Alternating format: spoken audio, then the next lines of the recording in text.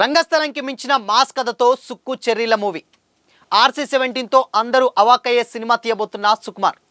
Sukku చెర్రీల genre ఒక్కటే కాదు, Charan looks సైతం అందరికీ సర్ప్రైజే. ఇంతకీ RC-17 అప్డేట్ ఏంటి? Have a look.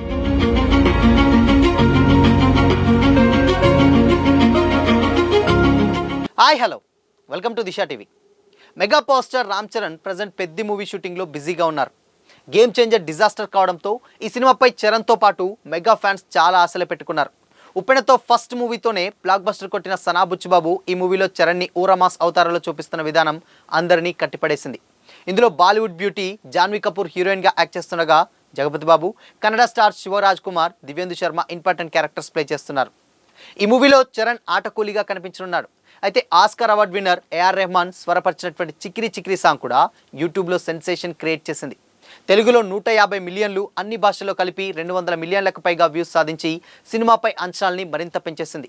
ప్రజెంట్ హైదరాబాద్లో పెద్ద షూటింగ్ సాగుతుంది. ప్రత్యేకంగా వేసినటువంటి ఓ సెట్లో పాటని షూట్ చేస్తున్నారు మేకర్స్.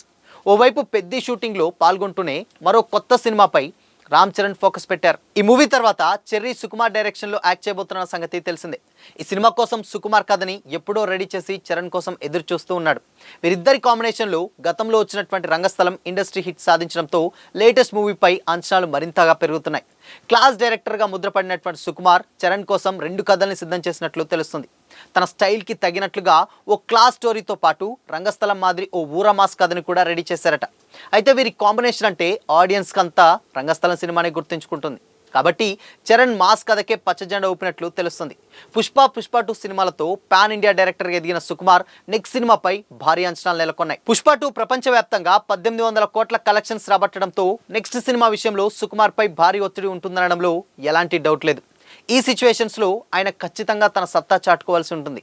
దీంతో స్టోరీతో పాటు చరణ్ లుక్స్ విషయంలోనూ సుకుమార్ చాలా జాగ్రత్తలు తీసుకుంటున్నారట. ఈ మూవీ షూటింగ్ ఈ ఇయర్ సమ్మర్లో స్టార్ట్ చేసి వచ్చే సంవత్సరం రిలీజ్ చేసేలా మేకర్స్ ప్లాన్ చేస్తున్నారు. మరోవైపు పెద్ద మూవీ ఈ సంవత్సరం చరణ్ బర్త్డే సందర్భంగా మార్చ్ 27న రిలీజ్ చేస్తామని మేకర్స్ అఫీషియల్గా అనౌన్స్ చేసినా షూటింగ్ ఇంకా కంప్లీట్ కాకపోవడంతో మే లేదా దసరాకి వాయిదా పడే అవకాశాలున్నాయని ఇండస్ట్రీ వర్గాల్లో టాక్ వినిపిస్తుంది. అయితే ఈ డేట్ ఇప్పుడు సర్వత్రా చర్చనీయాంశంగా మారింది. ఎందుకు అంటే డెఫినెట్గా రంగస్థలం ఆల్మోస్ట్ అందరికీ తెలిసిందే. సుకుమార్ రంగస్థలం అంటేనే చాలా ఎక్స్పెక్టేషన్స్ పెట్టుకుంటారు. సో డెఫినెట్గా అలాంటి ఒక మాస్ జోనరే ఫ్యాన్స్ కూడా ఎక్స్పెక్ట్ చేస్తున్నారు. అయితే RC-17 అలాంటి ఒక మాస్ కథే, అంటే రెండూ చెప్పినట్లుగా కూడా ఇండస్ట్రీ వర్గాల టాక్ నడుస్తుంది.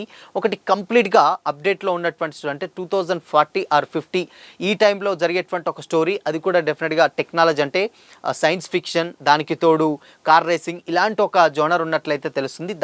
దాంతోపాటు ఇంకొక మాస్ రూరల్ కథను కూడా పుష్ప 3 ఏదైతే ఎలా అయితే ఎక్స్పెక్ట్ చేస్తున్నామో, అంటే మాస్గా అలాంటి ఒక కథని చరణ్కి వినిపించినట్లయితే తెలుస్తుంది. అయితే రెండింటి కథలో అయితే చరణ్ ఎక్కువగా మాస్ స్టోరీ వైపే ఎక్కువగా మొగ్గు చూపినట్లయితే తెలుస్తుంది. సో అందుకోసమని వీళ్ళిద్దరు కాంబోలో రాబోయేటువంటి సినిమా డెఫినెట్గా RC-17 మాస్ తరహాలోనే ఉండబోతుండడంలో ఎలాంటి డౌట్ అయితే లేదు. స్టిల్ ఇప్పటి వరకు కూడా చరణ్ చేసినటువంటి అన్ని జోనర్స్లలో కూడా రంగస్థలం ఎవర్ గ్రీన్ అని కూడా చెప్పొచ్చు. ఎందుకంటే చాలా రోజుల నుంచి వెళ్ళి అందరూ కూడా మాట్లాడుకునేటువంటి విషయాలు ఏంటంటే, ఎప్పుడైనా కానీ సుకుమార్ చరణ్ కాంబినేషన్ వస్తే డెఫినెట్గా ఇలాంటి ఒక కాంబినేషన్ ఎవరు కూడా ఎక్స్పెక్ట్ చేయలేదంటే, సుకుమార్ ఆల్రెడీ సినిమా తీసే టైంలో చూస్తే డెఫినెట్గా ఆయన ఫాస్ట్ ఫార్వర్డ్లో సినిమాలు తీస్తూ ఉంటారు. అంటే ఇప్పుడు 2026 జనరేషన్ ఉందంటే అది 40నా లేకపోతే 50నా ఇలాంటి జోనర్స్ ఎక్కువగా టచ్ చేస్తూ ఉంటారు సుకుమార్, అంటే అప్డేట్లో తీస్తూ ఉంటారు. కానీ రంగస్థలంతో అది కంప్లీట్గా చేంజ్ చేస్తూ ఒక 10-20 ఇయర్స్ కానీ, ఒక 15 ఇయర్స్ కానీ, ఒక 10 ఇయర్స్ అలా బ్యాక్ వచ్చి కంప్లీట్గా రూరల్ బ్యాక్గ్రాఫ్లో అలాంటి ఒక సినిమా ఒక లెక్కల మాస్టర్ తీశాడంటే నిజంగా అందరికీ ఆశ్చర్యం కలిగించే విషయమే.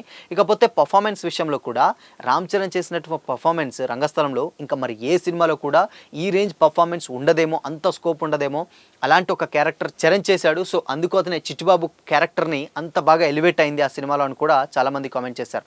ఇకపోతే డెఫినెట్గా పెద్ద ఆల్రెడీ షూట్ జరుగుతూనే ఉంది. ఇంకోస్ పెద్ద మార్చ్ 27న చరణ్ బర్త్డే సందర్భంగా రిలీజ్ చేస్తామని మేకర్స్ అనౌన్స్ చేశారు. కాకపోతే ఇక్కడ విషయం ఏంటంటే పెద్దికి సంబంధించి ఆల్మోస్ట్ ఇంకొక 30 డేస్ షూట్ కూడా పెండింగ్లో ఉందట.